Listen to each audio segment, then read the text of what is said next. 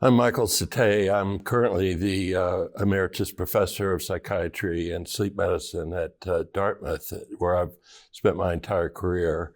My career in sleep medicine really began with my tutelage under Peter Howry, who, of course, was one of the grandfathers of the field. Peter was at Dartmouth at the time when I was doing my residency in psychiatry, and really became interested in sleep because it combined my interest in not only psychiatry and behavioral science, but neuroscience and internal medicine as well. So it seemed as if that was sort of an obvious choice for me. Peter went on sabbatical, and one of my co-residents and I sort of took over running the sleep lab, which of course was in its infancy at the time, largely a research enterprise. And from there, I started spending more and more time with Peter, gradually started to build the clinical program in sleep at Dartmouth. And then things, of course, blew up from there with increasing numbers of staff and eventually fellows. Peter was, of course, one of the grandfathers of sleep and had trained at Chicago, in the legacy of Nathaniel Kleitman and in the era of Bill DeMint and Eugene Azarinsky.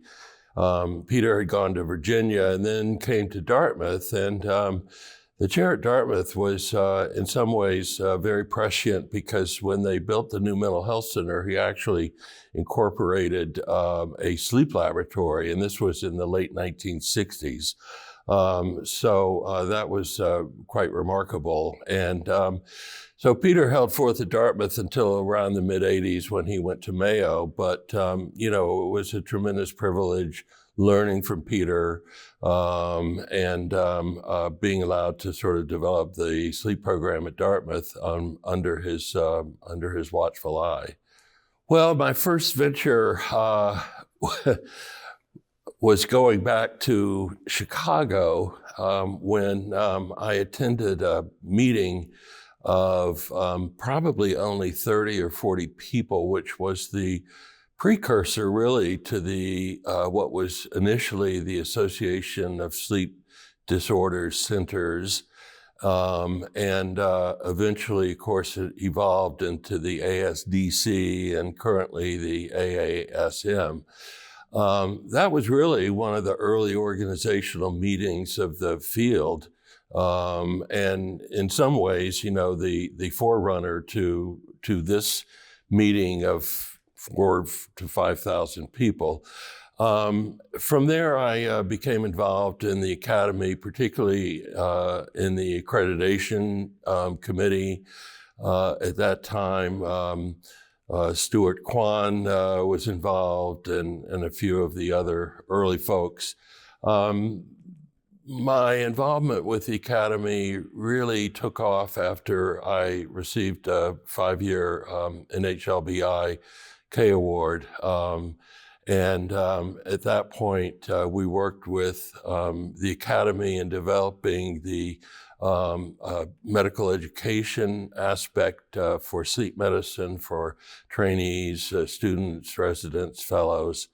And from there, I moved on to join the board of the Academy after chairing the Medical Education Committee, and eventually became president of the Academy, which was both an honor and a little bit intimidating at the time. But during that tenure, I was very fortunate to be involved in a number of important enterprises.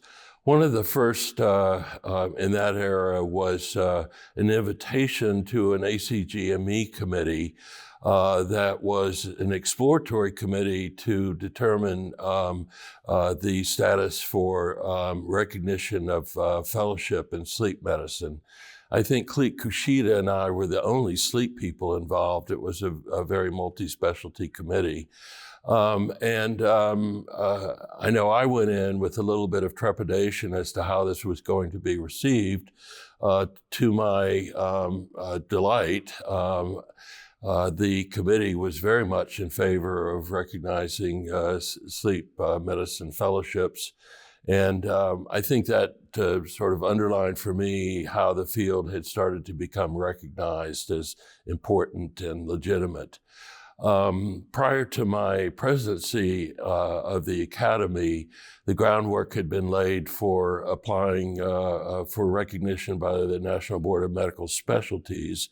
And I recall, I believe it was in Chicago when Jerry Barrett and I met with the NBMS committee for final recognition of the field in sleep medicine. From there, we organized the fellowship, the board specialty examination for sleep medicine fellows. And I was fortunate to be a charter member of the Test and Policy Committee for the American Board of Internal Medicine, which of course administers the test. So, I was very fortunate to be involved in many, I think, important activities in the field, and but also to be supported by so many of the older members, including particularly Peter.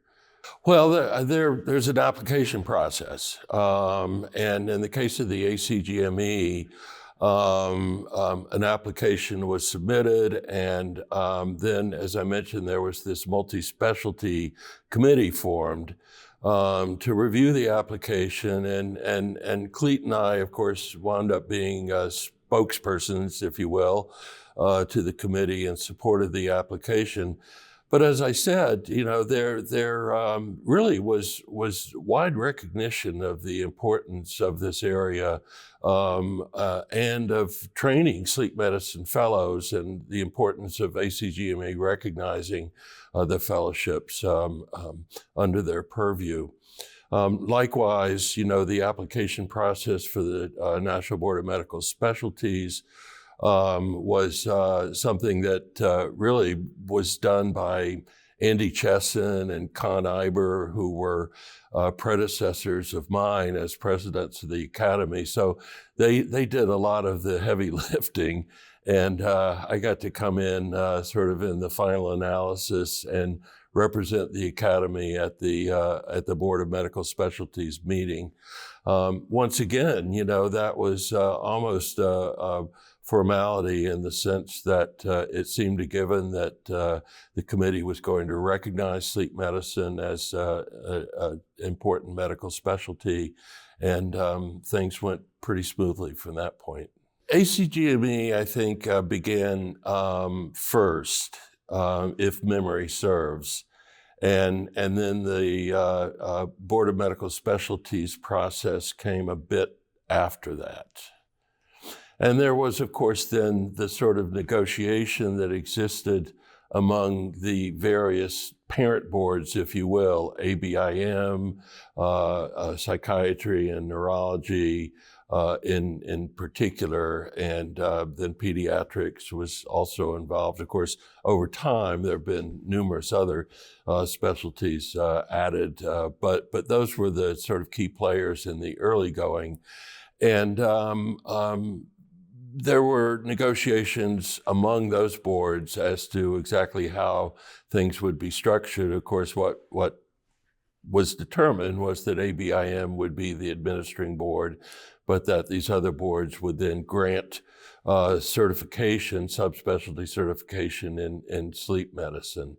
Those of us, Dan Bicey and myself and a couple of other folks, I can't recall, who were involved, were happy to get the first 4 psychiatry and neurology subspecialty diplomas. Dan was first in the alphabet, so he was happy to get number 1. But from there, of course, we had to implement the Test and Policy Committee. And initially, I believe Stuart Kwan was the chair of that committee, and then a group of us, including Dan and myself and perhaps 10 or 12 other people became the initial test and policy committee for the ABIM. One of the issues was education, both not only in terms of medical education, but public education. So during that time, we started the sleep education website, which was oriented to the public to try to educate about sleep and sleep medicine. Of course, we were learning from the epidemiologic work that the prevalence of some of the major disorders, including obstructive sleep apnea, were quite high, and that we were underdiagnosing and undertreating the population by leaps and bounds. So that public education became an important issue. And of course, it was only 3 decades ago when people really didn't know anything about sleep medicine. When in the early going, when I told people I was involved in sleep medicine, they would their brow would furrow and, wondered what that was. But of course now, it's very easy to hear conversations about sleep apnea and use of CPAP and so forth. So we've made a lot of ground on the education front, but I was pleased to be involved in some of those early efforts. At the same time, we were in the process of developing the new international classification of sleep disorders. And I had been involved in the Diagnostic and Statistical Manual revision, or the original DSM-4, in developing the sleep disorders chapter, along with Chip Reynolds and Dan Bicey, Mike Thorpe. And so from there, we went on to develop ICSD-3, and that was both a grueling and gratifying process. We were making efforts at the time to develop as much concordance with other systems as possible, but the ICD, the International Classification of Disease, had a rather archaic system for categorizing sleep disorders that was spread across multiple chapters of ICD. From there, we were successful in implementing ICD-3, and of course, only very recently, in the past 2 to 3 years, I've been involved again as chair of the task force and editor for ICSD-4. At the same time, for ICSD-3-TR.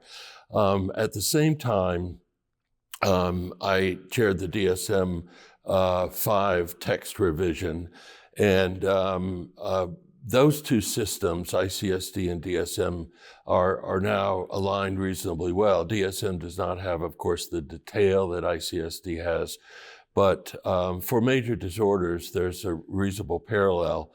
About 7 or 8 years ago, I was also contacted by the World Health Organization, and they were interested in the development of a new separate chapter in sleep-wake disorder. So this was an opportunity to really pull things together and to achieve maximal concordance among these diagnostic systems. That has been a very long, drawn-out process. But ICD-11 now exists with a separate sleep-wake disorders chapter. It's not implemented in the United States yet, but much of the rest of the world is using that. And once implemented in the US, we'll have a very concordant set of diagnostic systems. Well, the United States has its own take on these issues, and in particular, the United States has always developed what's called the clinical modification of ICD. So in this country currently, for example, we're using ICD-10-CM, clinical modification. Of course, for insurers and coding systems, changes in the ICD system, which is what drives the insurance codes, in particular is a huge undertaking. And so it takes quite some time to ramp up, first to develop the clinical modification system, and then to ramp up the coding and the insurances and the like to implement this. One never knows quite when that will happen, but sometime in the next decade, we'll see ICD-11 launched here. Well, the World Health Organization has very specific sort of ground rules for development of new diagnostic systems. And of course, this was an entirely new chapter.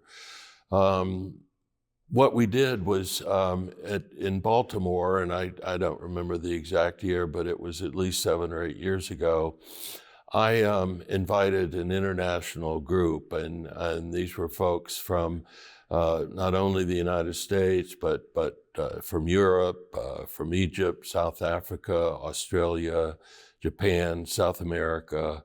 So we had an international group of about a dozen folks. But by and large, all of them were involved in some way in the academy and were certainly very familiar with the ICSD system. So it was relatively straightforward for us to develop the so-called tabular list for the ICD-11 of diagnoses. And lo and behold, of course, it is almost an exact parallel to the ICSD. And so that's what's been implemented. The World Health Organization has gone about this in sort of fits and starts, if I may say. There was a very long hiatus of years once we developed that tabular system. But at this point, we have clinical definitions, and the clinical guidelines still require some editing, but are almost there. As I've said, though, at this time, it's already been implemented in many nations across the globe. Well, it's critical, both in terms of driving research and in terms of driving treatment. We need to agree on what constitutes a disorder to begin with, and we need to agree on what the criteria, the manifestations, the signs and symptoms, and where possible, the pathophysiology of these disorders is. And so in terms of communicating with one another, in terms of research on a given disorder, it's critical that, of course, we're all talking about the same thing. And without a clear, well-defined nosology system, that would be in peril. Likewise, in terms of treatment, we need to be able to define precisely. Take the case of obstructive sleep apnea. We have a couple of definitions depending on how high the apnea-hypopnea index is. There are numerous treatment studies now looking at treatment outcomes, particularly for moderate to severe apnea. For milder apneas, that still is a big question mark. But without those clear definitions for disorders, then we really, would be at a loss of knowing exactly what it is we're conducting research on, what it is we're treating. At the original meeting that I mentioned in Chicago with perhaps 30 or 40 people, I, of course, didn't know a lot of those people, but I do recall that Dr. Dement, Christian Guilleminault, Howard Warfarg, I believe Phil Westbrook were present. And these were the folks who were really the driving force in those early days. Peter Howry also involved in those efforts. But these were folks that really drove the field. And of course, Dr. Dement was, the sort of leader of leadership among that group. In some ways, he really drove the initial organization to develop both, research efforts as well as a clinical organization for sleep medicine. The most significant accomplishments of AASM have been first to develop a legitimate, recognized field of sleep medicine. And that, of course, has been critical. And from that stems so much. It stems public and governmental policy recognition for the field. It supports active research into the field. And of course, the Academy now plays a critical role in educating not only the public, but certainly, importantly, students, residents, fellows, and practicing physicians through the meeting, through the online webinars and other clinical resources that are available. The Academy has played an important role in some of the business aspects of the field as well, in terms of coding and reimbursement issues. The Academy, in a more general way, provides a community for both sleep researchers and clinicians to come together to exchange ideas and thereby to further the field. The Academy has played a huge role in public recognition of sleep disorders and the importance of sleep. Again, 3 decades ago, nobody really talked about sleep as a medical issue. Now, you can hardly open a health-related publication without seeing something about sleep. I'm an avid reader of the New York Times, and the health sections of the Times are full of sleep-related issues that really underscore the importance of adequate amounts of sleep as well as adequate quality of sleep in addressing sleep disorders. So, the Academy has done a remarkable job at furthering the field from very, very small beginnings to what is now, a very important organization that has been extremely well run and has offered a great deal to the field. Well, the person that I worked with most closely was Jerry Barrett. And when Jerry took over at the Academy, things were, I think it's fair to say, in a bit of disarray, or at the very least, very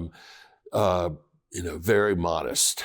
And financially, the organization was not on great footing. There were modest efforts to grow, but I think we have to credit Jerry with a tremendous growth of the Academy, along, of course, with the boards throughout the years that have played a critical role. Jerry was a keen businessman, and knew what he was about, didn't let things get in the way of his advancing the field and growing, both in terms of the sleep meeting, in terms of educational efforts, in terms of developing the AASM Foundation and beginning to increasingly fund research efforts through the Academy, in terms of public education, in terms of publications. We've not discussed the development of the Journal of Clinical Sleep Medicine, which I think came under in the year following my presidency, which would be your presidency. I guess I shouldn't say that, but you can cut that out. And the JCSM has become an important publication in its own right over the years, and more recently under Nancy Collip's tutorship has become critical in the field of clinical sleep medicine and an important resource for clinicians.